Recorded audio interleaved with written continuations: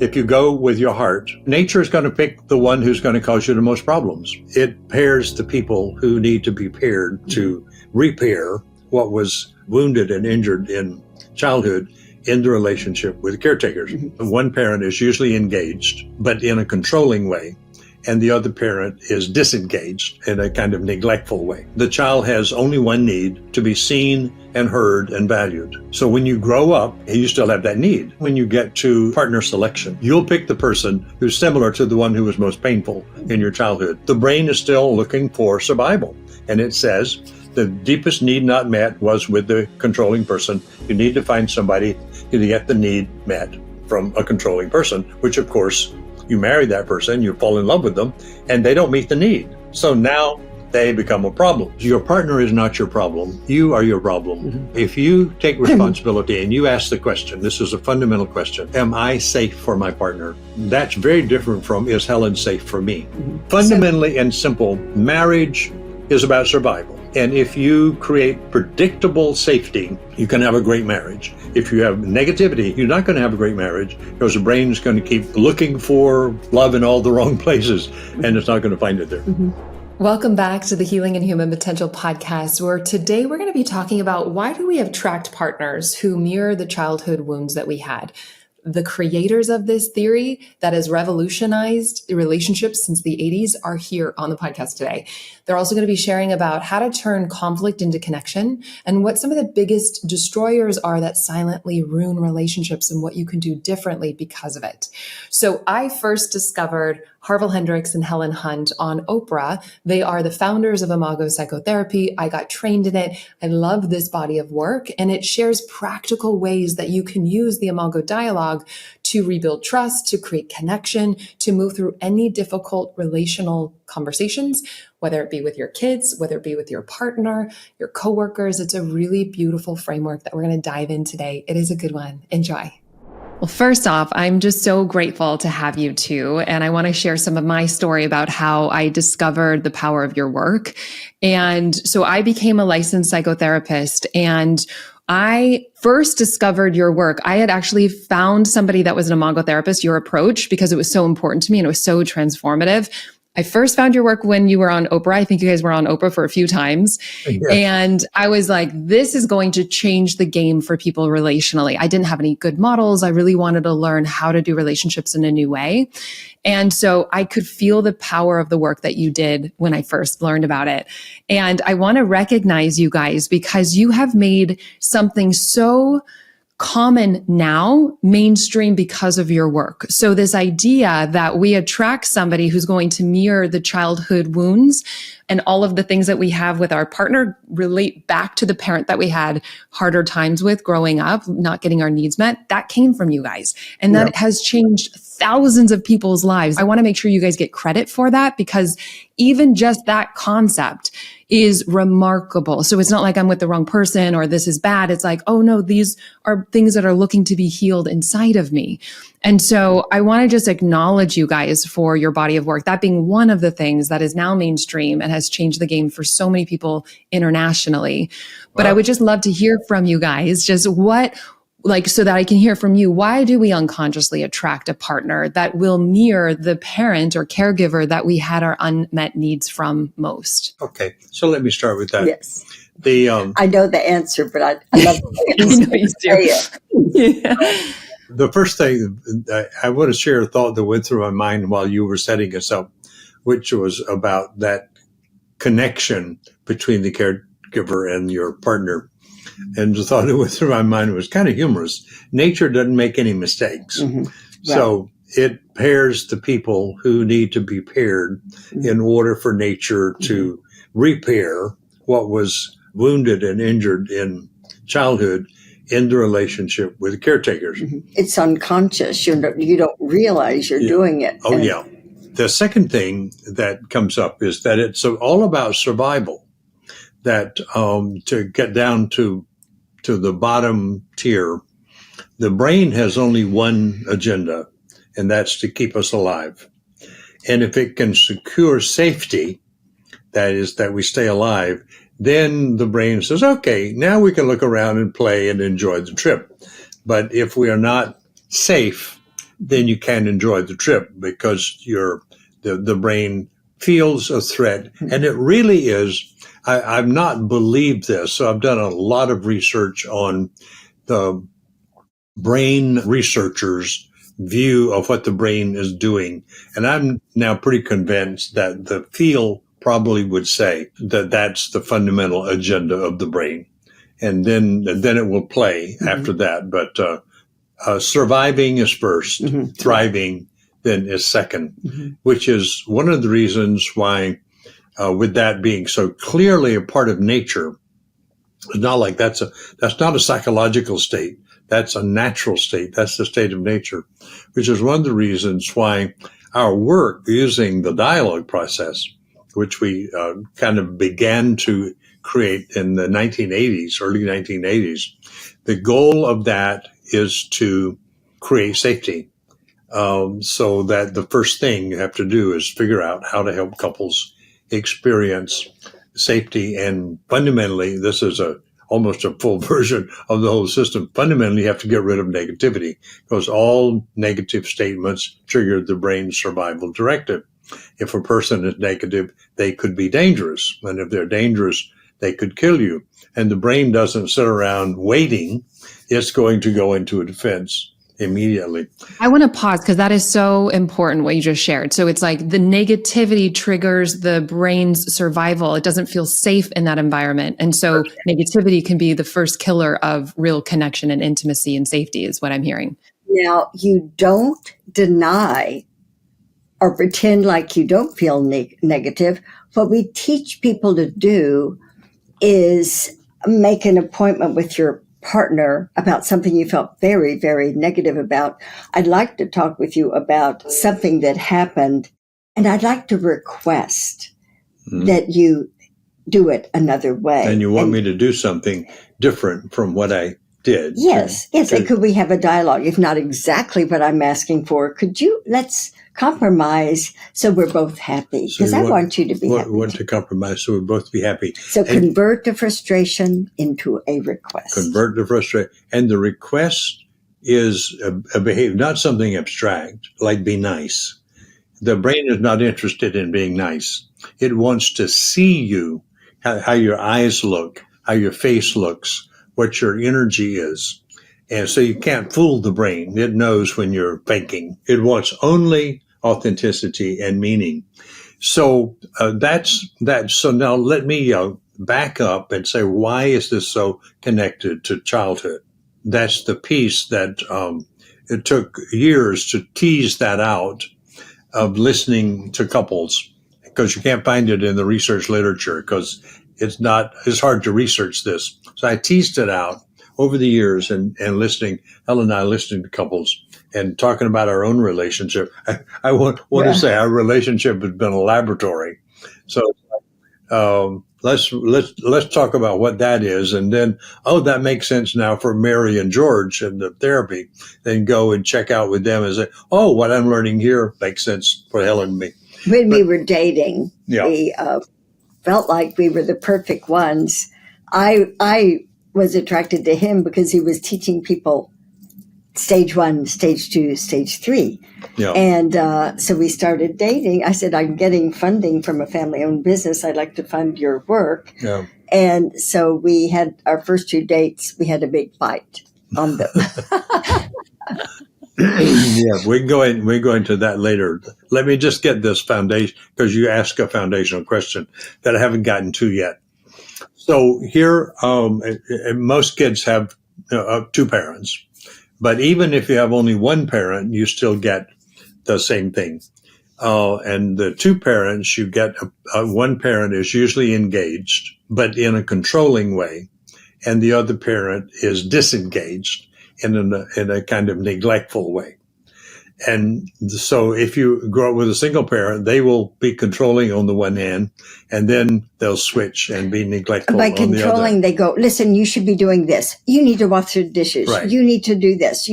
They control your time. You don't have any time to do what you want to do. Like Harville wants to read.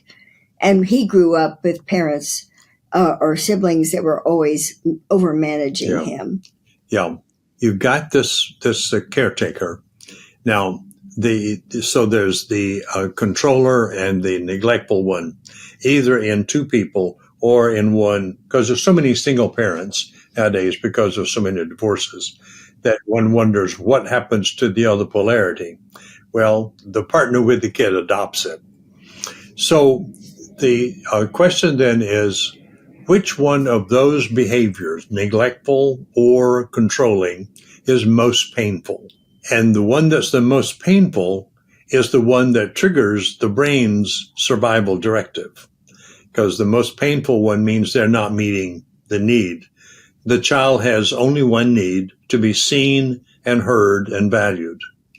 And if you're engaged with controlling, you're not seeing or hearing or valuing. You're telling them what to do. And if you're neglectful, you're not seeing, hearing, and valuing. You're ignoring them.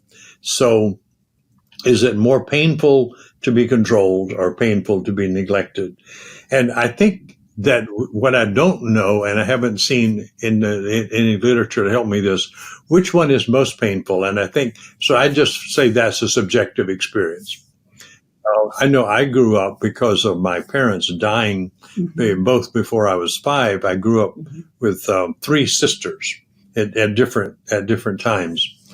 And the sister that was most painful for me was the one who was most controlling. The ones who were neglectful, that wasn't very painful because I had a lot of private time. And so I developed that private side of myself because nobody was controlling me or telling me what to do. I could go hide somewhere and read. And so it was less painful for me to be ignored or neglected or just left alone than this other thing, which was, did you do your chores? When are you going to get them done? You got to go milk a cow and all that sort of stuff. So in any case, your psyche picks one of those as the most dangerous. And then that means the need was not met, to be seen, heard, and valued. So when you grow up, you still have that need. And if that doesn't change, then when you get to adult partner selection, you'll pick the person who's similar to the one who was most painful in your childhood, because that's where the most of the need wasn't met.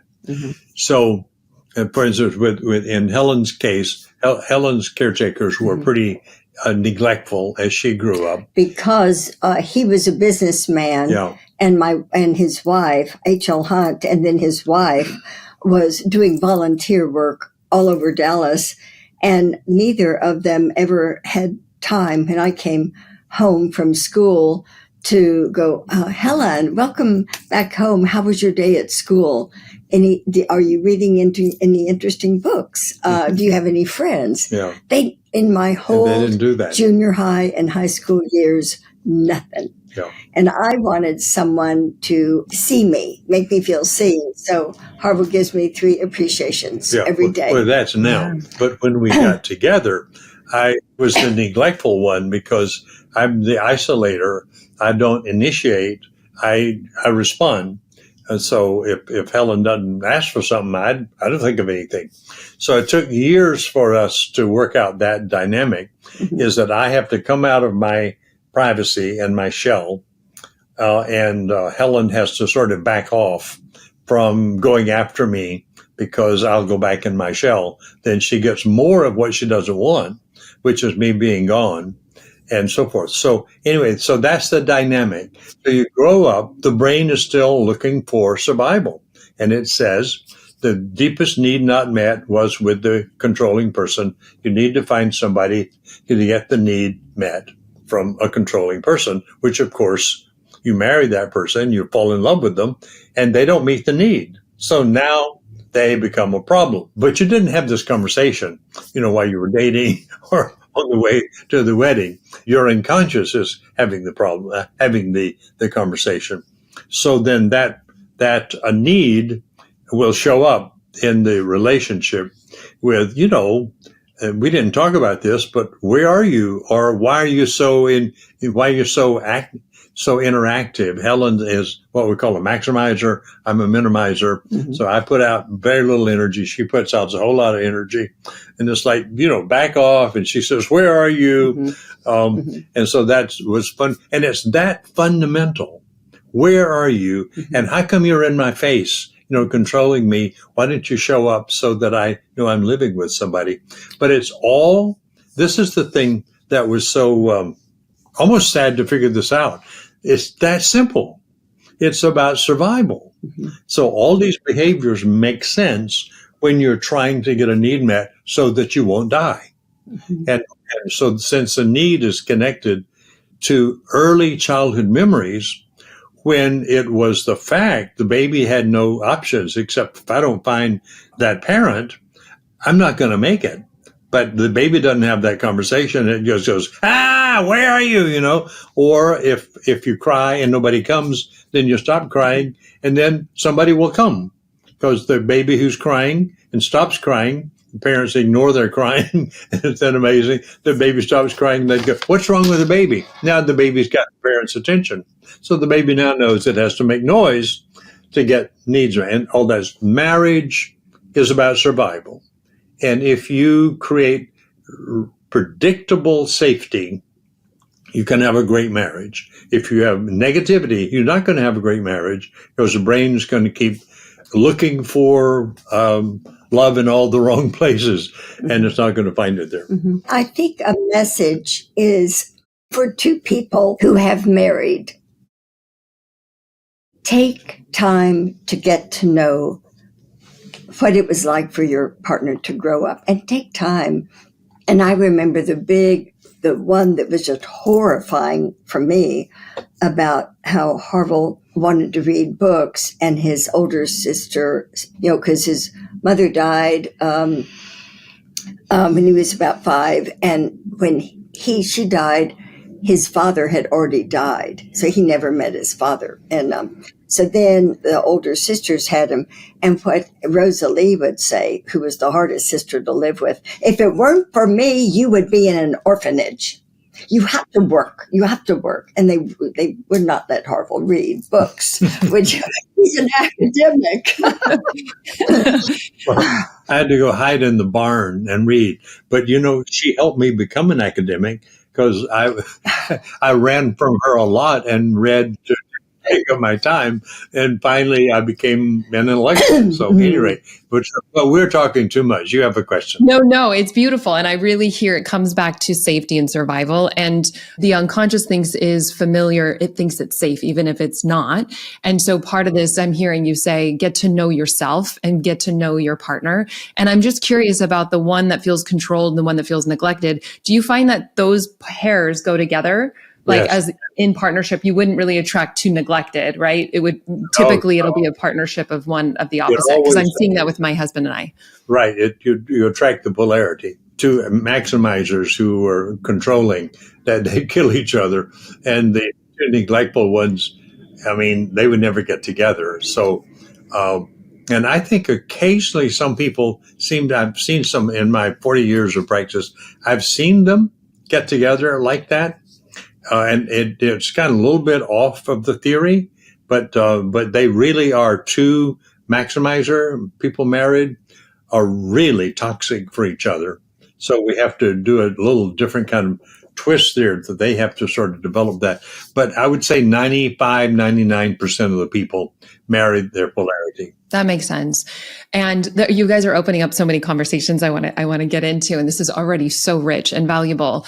And there's a conversation online right now that I'm hearing, which is like the most important decision you will make is who you marry. And then it stresses people out because they feel worried about choosing the wrong partner or making sure to choose the right partner. What is your perspective on this? If you go with your heart, which i.e. you fall in love, your nature is going to pick the one who's going to cause you the most problems. And that's the one you should go with. Go with the one because that's where the growth is. Growth for you and the growth for that person. For instance, with Helen and me, my growth edge is to push myself out of my isolation into connection with Helen. If she weren't asking for that and causing me problems because I kind of avoid her, I wouldn't grow, because you got to have somebody say, where are you? In order to do that. So nature will lead you to the person who is just right for you. Don't worry about that. The selection process, that's already set up.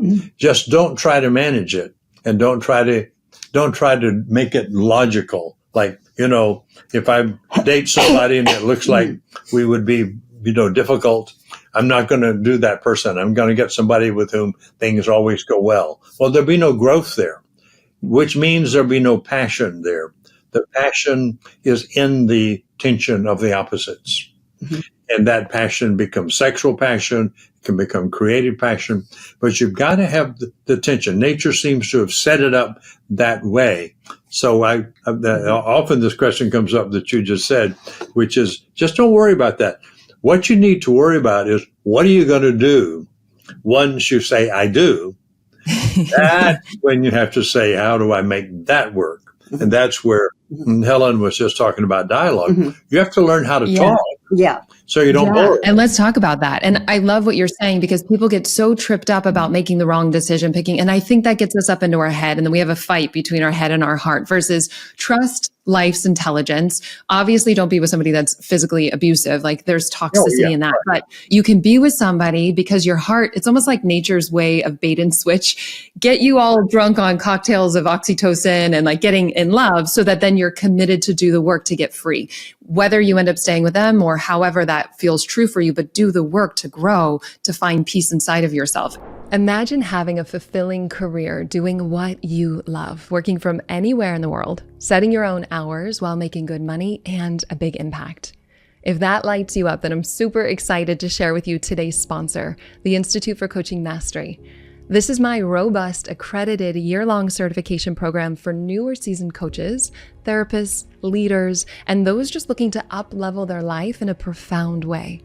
We have an amazing community of students from all around the world who have really started their journey to expand with us both personally and professionally.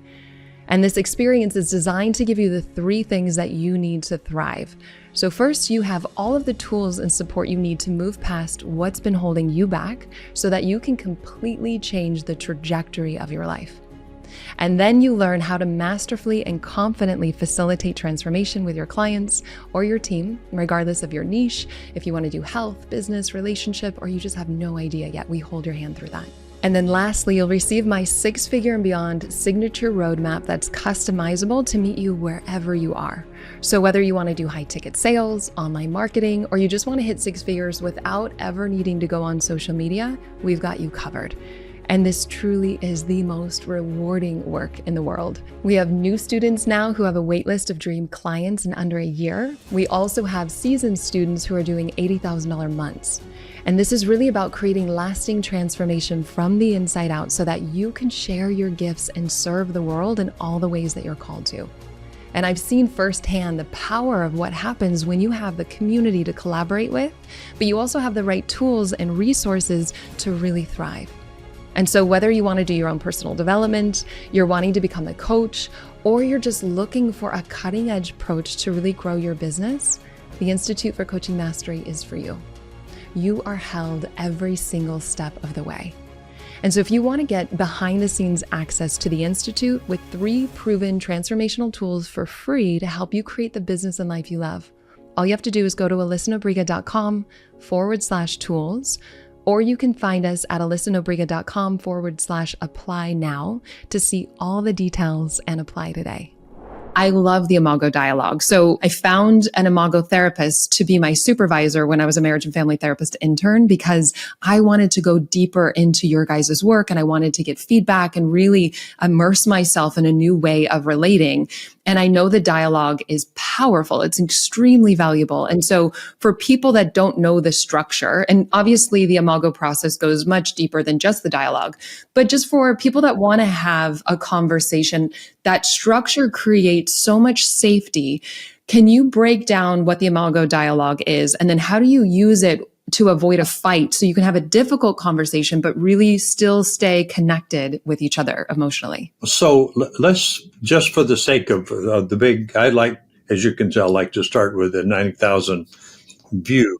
The bottom line is how couples talk to each other is way more important than what they talk about. And I know I spent, before we developed dialogue in the early 80s. Prior to that, I had about a 10-year venue as a couples therapist that we worked on helping couples solve their problems. So what is the problem? Well, they come in, well, we're not having sex, or we can't decide whether to go on vacations, or we don't know who's got to control this money stuff. So I'm a logical and analytical person, so I would help them create a solution to this problem. And so we decide, well, you can have 2 bank accounts, or, decide how many times you want sex. If you want it 4 times a week and you want it 1 time a week, maybe 3 or 2 or something like that. Make compromises. None of that ever worked, but it was the content of the discipline. Mm-hmm. I was teaching that at the graduate level in a university, and I did not know that it was pointless. There was a 35% success rate, and that was with people who didn't have difficult marriages. They did need to kind of, think a little bit better and communicate a little better, and they would do better, but they didn't have a big, deep wound, and they weren't dealing with what, about 95% of couples deal with. So we had to move out of that into, it occurred to me one day while listening to them, couples, is, the problem here is that whenever George talks to Mary, he's got this authoritarian tone and like he knows everything. And then she adapted in childhood to this over-controlling father. So she kind of, slumbers down and then becomes fussy or quiet. So the way he's talking to her is impacting her at the body level. So I began to change that as a result of discovering that was true with Helen and me. In 1979, Helen and I had started dating. No, it was in 77 we started dating and ran into this, that we had fights. I mean, we were really a polarity, that we had fights on the first date. Yeah, Harville, our first date, he took me to this real expensive restaurant. Well, I left and I said, Harville, I like barbecue chicken, Dickie's, and next time you don't have to take me to a expensive. I like Kentucky Fried Chicken and Dickie's barbecue, 7-Eleven hot dogs. And Harville started yelling at me. Well, how dare you say that? Da, da, da, da. And then I took him on a date. Well, come on. I took him on a date. She is a wealthy Dallas socialite. And I grew up on a subsistence farm in South Georgia. And I'm dating this person who is out of my social and economic class. Am I going to take her to a cafe? But I've never met anyone that was interested in no matter. It was me trying stages of relationship. I had heard his lecture, 3 stages in a lecture. He gave a lecture in a Unitarian church. The garage is filled with cars on Sunday, and on Saturday they have speakers come. Yeah. And there were 20 of us. A friend of mine said, "Hey, a guy's going to talk about apparently something about marriage, and you want to come with me?" Yeah. And I went, and there was Harville, stage 1, stage 2, stage 3. And so we started dating. But I was trying to impress you. And I didn't think I could impress you by taking you to Kentucky Fried Chicken. I know.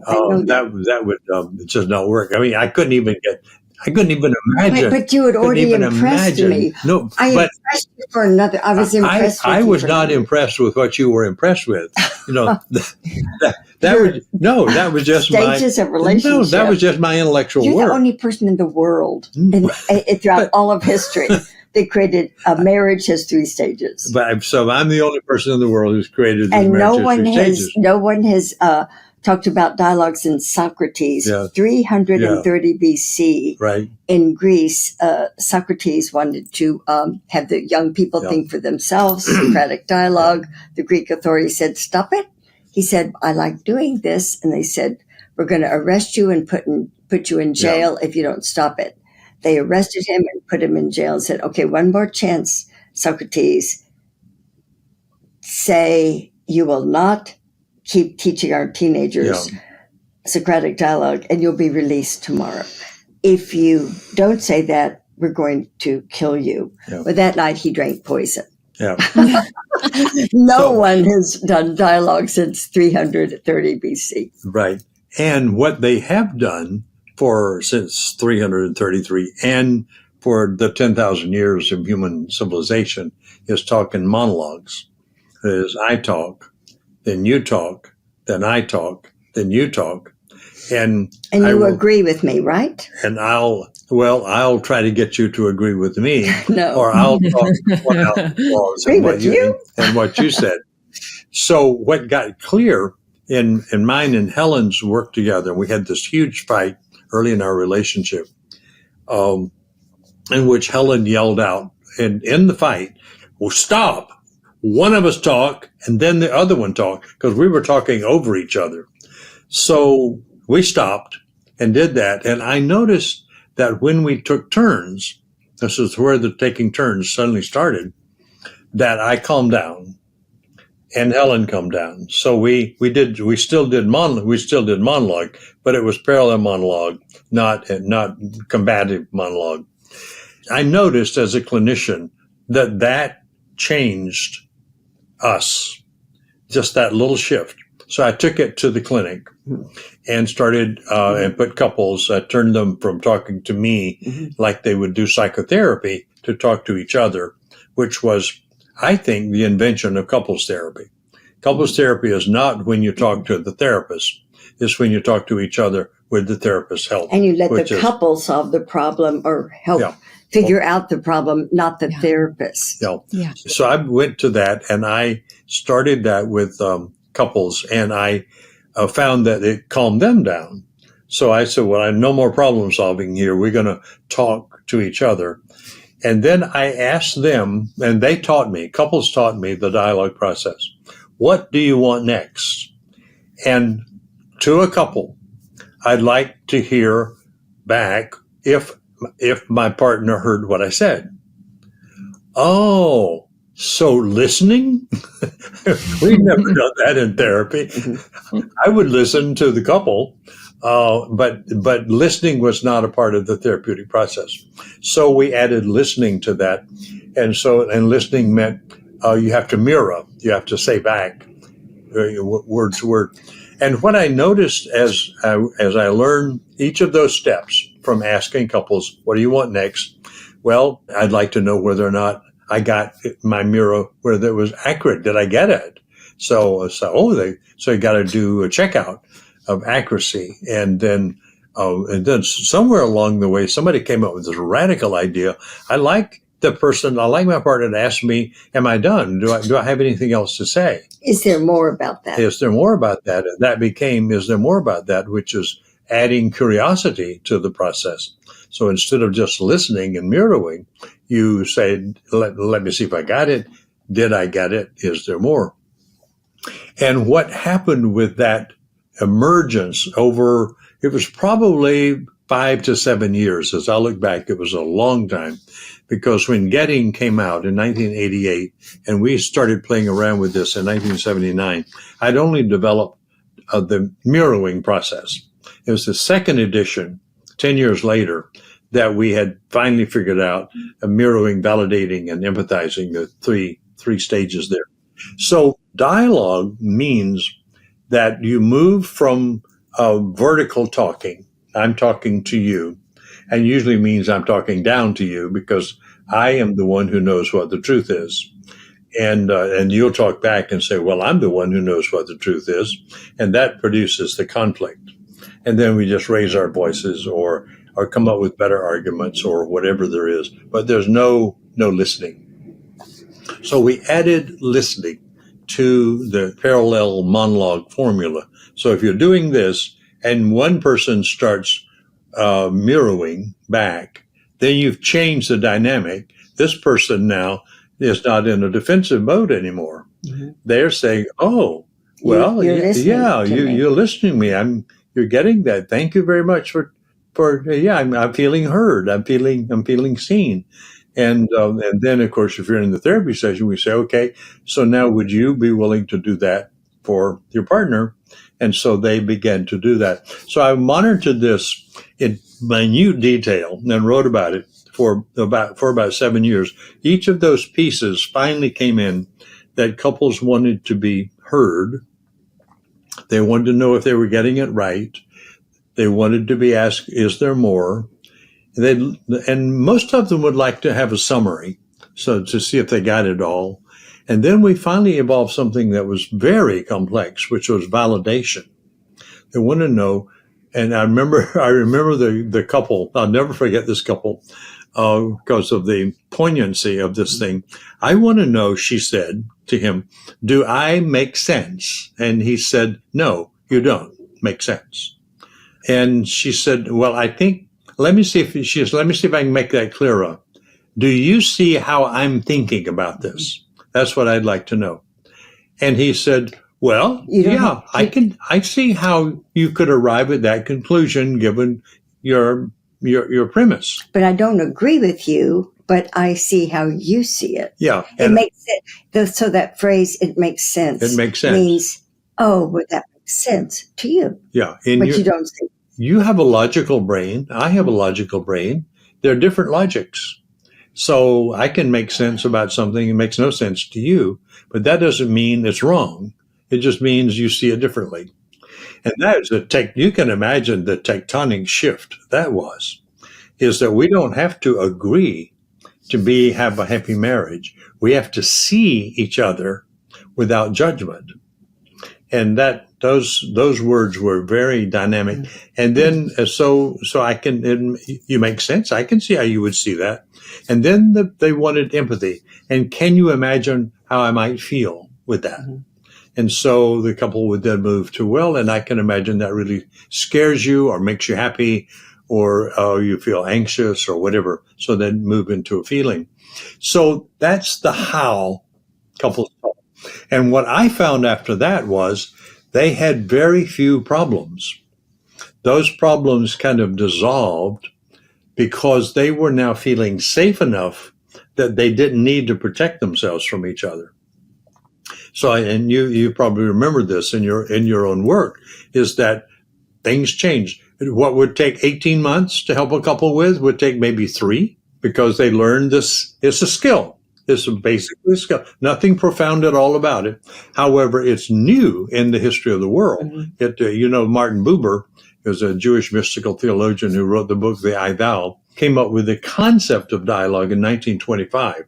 Prior to that, except for Socrates, which was not dialectical dialogue, except for Socrates, the word dialogue was something characters did in plays for ever since Socrates. So dialogue came into that, and not quite knowing about that, when we developed in the 80s, we developed what we call sentence stems. It was really clear that you have to learn to say, did I get it? Is there more? You make sense. And it has to be short and not full of a bunch of words. Like if I'm listening to you accurately, I think I'm getting. That doesn't work. This could be if I got it, and so forth. That we had to do that. That once we got that down, the whole to me that became the engine then of therapy. It's interesting to explore your childhood, interesting to look at your patterns, but then I began to learn something fascinating. Every time we went back and looked at your past conflicts, those conflicts materialized again in the relationship. So it's like you can't bring something from the past into the present without it affecting the present. So it became less and less interesting and helpful for couples to have thriving relationships, to explore in depth their unresolved childhood issues. What really became important was they, in the present, would relate to each other in such a way that those childhood needs were met in the relationship. then those memories lost their activation power. And just so we don't run out of time, You want to talk about the brain? this is not in the book, Getting the No. Love You Want. But once we were using our dialogue skills a lot of different places, and I decided, someone suggested that I take the dialogue skills to Mayo Clinic and let them look at how they feel. I mean, how does the Mayo Clinic believe our dialogue skills can be helpful? Well, I got a medical report about the brain. So basically, now I've studied a lot about the brain because of the Mayo Clinic. The 2.4 pound organ in everyone's skull is considered to be the most complicated organ in the universe. But neuroscientists have simplified it so the average person can read about the brain and learn to create a healthier brain. And then the Mayo Clinic said, now let me tell you about your dialogue skills. First, the lower brain controls vital functions. Its job is to keep you alive. When you're hungry, you eat. Then you do different things, and throughout the day, eating whenever you're hungry. And then soon it's time to go to sleep, and you're tired. Your body tells you, get in bed and close your eyes. So you get in bed and close your eyes, and 8 hours later, you get up automatically. And this keeps the body healthy, but it reacts automatically. Like if you wake up and you go into the kitchen, and you think someone has turned off the stove last night, and another family member walks in and you put your hands on the stove, but they left it on, it's hot. Well, you don't do a strategic plan before you lift the hand. And so monologue keeps you alive. So that's a very valuable thing to keep your body alive. Now, if you want healthy relationships, the sentence tips of dialogue, you have to go to the neocortex. There's a left brain center, which is logical, accurate, and a right brain center, which is more musicians or right-brained. If you're an innovator, left brain hemisphere, right brain hemisphere. And when you mirror someone, the mirroring is a left brain process. So the left brain of the sentences of dialogue, you use the left brain, the right brain, and then when you say, is there more about that? Or if you ask questions, but one of the sentence stems of mirroring is when you've mirrored someone, left brain, and then the other person says, yes, you've got that right. When you say, is there more about that? Dan Siegel, the most famous brain scientist in the world, said, this is between left brain, right brain hemisphere, the dorsolateral prefrontal cortex, where you wonder, you move beyond predication. And then the lower brain releases cortisol and adrenaline and toxic neurochemicals. You don't sleep well at night, and you get sick more.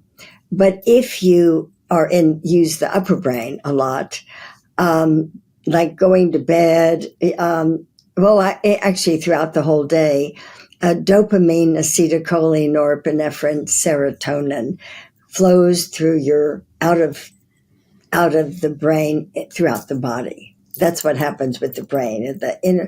It affects how the blood functions. So it's very important to know that in using dialogue, he's a happier person, the relationship is a better person, and you are a healthier person. And you have a better brain.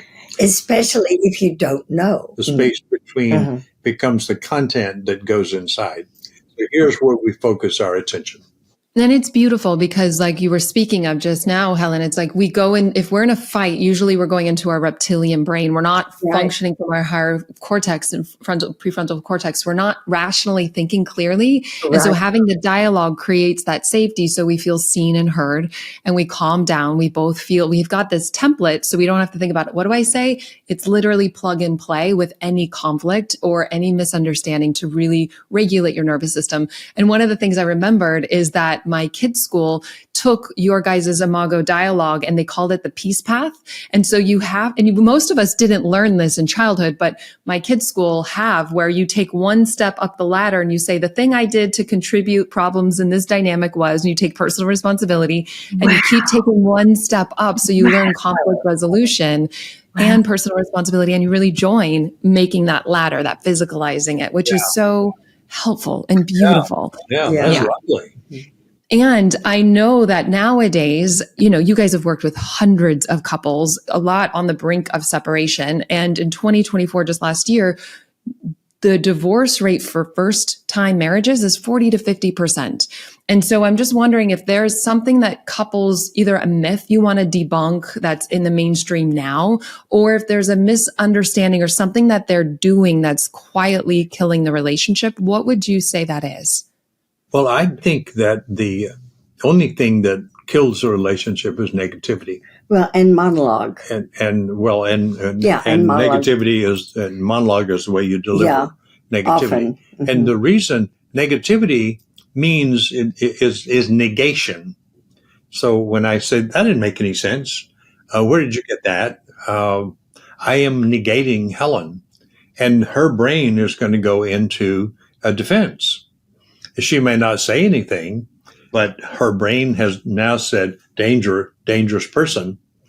So if people don't have a structured way to talk so that they can deal with their differences, you got differences, they're not going to go away. You deal with them, they enrich the relationship because every difference is a resource for the relationship. But couples see differences as a problem, and that misses it. So see your differences as a resource to enrich your relationship. And just a brief comment to make sense out of that. Helen and I had for years the problem of vacations.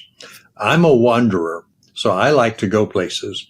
Helen is a nester. She likes to stay home. And watch TV, YouTube videos about other places in the world. Yeah. She's fine with a documentary on Italy or on Alaska. Alaska. Yeah. I want to rent a motorhome and go to Alaska or go to Italy. And so I'm a wanderer. So we talked about this for a long time, in fact, and finally came up with, well, why don't we started off with rent a motorhome. Then I'll be a wanderer, I'll drive, and you can sit in the back of the motorhome and watch documentaries. Once we're on the highway. And then once we get to the campground, we'll cook dinner together and I'll share my day and you share your day. You went to Italy and I went up the road. But we had a relationship like that. So that's just a sort of superficial way. But if you bring difference together, you create something new that neither one would ever come up with by yourself. And usually, so it's kind of a collaborative process in which you collaborate on your differences, and then you begin to co-create something that would satisfy those differences for both of you, but it would be different from what you started with. Oh, and we were told by our staff today to say to you that we have now made a documentary of our life, and at the end of it is an avatar, so that on our website now, harvillandhelen.com, if you go there, the documentary will be put up in March, I think, and they'll have an avatar so that you can go there for the rest of whatever and talk to us, and we will talk back to you. And this company is called Eternus. They're making people eternal. So this avatar will answer questions about Imago and about marriage and about relationships after we're long gone. We study NDEs, so that's where we plan to be one day. Well, I love it. I love that you guys have used your relationship as a laboratory, that you have really listened to your clients to hear what is the framework that's going to create that safety so people can find and use conflict to grow closer together, that it's not bad, but it really can be a way to understand ourselves and help each other heal at the root. Whatever the missed childhood experience that we didn't get, of course, we're going to be attracted to the very person that doesn't give it so that we can stretch ourselves to develop more of our full spectrum and offer ourselves and our partners healing, which is so beautiful. And just in closing, for those that may have lost faith in love, maybe they're single and they don't know if they're going to find the right person, or they're in relationship, but they're feeling disconnected. What would you guys want to say to them? Well, I think I love your model about the kids climbing the stairs and taking responsibility for what they brought to the relationship. So this is the major step that we help couples understand is your partner is not your problem. You are your problem. Mm-hmm. So if you take responsibility and you ask the question, this is a fundamental question, am I safe for Helen? Mm-hmm. Am I safe for my partner? And I ask that sincerely. Then that's very different from, is Helen safe for me? Mm-hmm.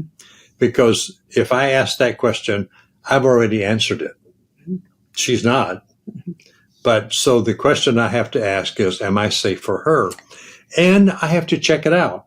How am I doing with your safety? And I can do some things on a regular basis. One is when she talks, I need to say, hey, Helen, let me see if I got that. And also during the day, I need to walk in, and especially at night when we're together, but also during the day and say, hey, beautiful, can't believe I'm married to you. And you do that and walk out of the room. Her brain is going to have a memory of me coming in and doing that. Mm-hmm. So this is the other thing that's sort of obvious until, but nobody says it. I didn't say it. We didn't say it for decades. You created all the memories your partner has in their brain about you. So some of the memories that your partner has about you, your partner doesn't feel comfortable with. So you created all they have. If you want your partner to see you differently, create new memories for them. Well, and I was just going to say, anybody can go to our website and get trained in dialogue. Yeah. And so they know how to use dialogue. And when they're dating someone, you go, I love using dialogue. Would you be willing to be trained in dialogue? And it's a different way to talk. Yeah. And probably that's the real answer is if you want a great relationship, become dialogical. Mm-hmm. Learn the process, do it all the time, not just when you have troubles. Yeah. Do it all the time. Yeah. It really is a way of life. It really is. I mean, you're a healthier person. Yes. Yeah. Thank you guys for your body of work. Thank you for helping more couples become conscious and have peace and connection by understanding themselves and normalizing some of these things, growing closer together, more intimate and connected. I am deeply grateful for your work, and we will make sure to add the links below. Thank you for your love, and thank you for being so authentic in your willingness to find true love in the misunderstandings and the fear-based states that we all go through. Yeah. And what a gift you two are. Yeah. Oh, thank you. Thank you. You're a wonderful person, and I've loved being with you. Thank you. Same. Thank you. You make me look good. Thank you so much for doing this work that changes the world, starting with yourself. It truly does make a difference. And if you're finding value in this podcast, a cost-free way to support us is by leaving an up to 5-star review. It does mean the world to us. And as a thank you gift, we're going to send you one of the most powerful tools that you will ever discover. You're going to get behind the scenes access showing you how to live into your full potential without letting fear hold you back from stepping into your dreams. Just head over to Apple Podcast or Spotify and leave a review now. You can take a screenshot before hitting submit and then go to alyssanobriga.com/podcast to upload it. And make sure to have your automatic downloads turned on wherever you listen so you don't miss any of the upcoming episodes. I have so much magic I can't wait to share with you. And you can find all this information in the show notes below. But lastly, if you're on Instagram, I love connecting and hearing from you. So come on over and say hello. I'm at Alyssa Nobriga. Thank you again for being here. I cannot wait to share more with you.